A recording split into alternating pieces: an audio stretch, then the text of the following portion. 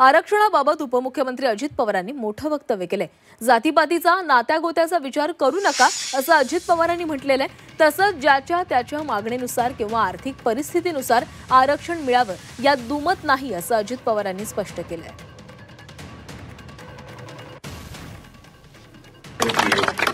जातीचा पातीचा नात्याचा गोत्याचा विचार करू नका। मित्रांनो, मी राजकारण करत असताना मी जात पात नातं गोतं बघत नाही, माणूस बघतो आणि मदत करतो। इथं काय होतं, काही काही लोक वेगवेगळ्या पद्धतीनं जातीचं खूळ डोक्यामध्ये बसवण्याचा प्रयत्न आणि समाजामध्ये तेढ निर्माण करण्याचा प्रयत्न करतात। हिंदवी स्वराज्याची स्थापना छत्रपती शिवाजी महाराजांनी केली, त्यावेळेस त्यांनी 18 पगड जाती 12 बलुतेदारांना बरोबर घेऊन हिंदवी स्वराज्य स्थापन केलं। त्याच शिवशाहू फुले आंबेडकरांच्या विचारधारेने आपल्याला गेलं तरच बीडकरांनो आपलं भलं होणार आहे, हे आपण कृपा करून लक्षात घ्या।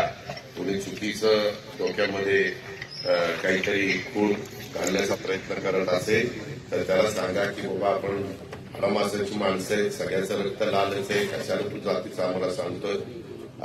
जातीचा जे काही म्हणजे प्रत्येकालाच रिस्पेक्ट दिला पाहिजे, त्याला त्यांच्या मागणीप्रमाणे किंवा त्यांच्या एकंदरीत आर्थिक परिस्थितीप्रमाणे आरक्षण वगैरे मिळावं याबद्दल आमचं कुणाचं दुमत असण्याचं कारण नाही। पण त्याच्यातून काही जण राजकारण करण्याचा प्रयत्न करतात, त्याला कृपा करून आपण आवर घातला पाहिजे अशी माझी विनंती आहे।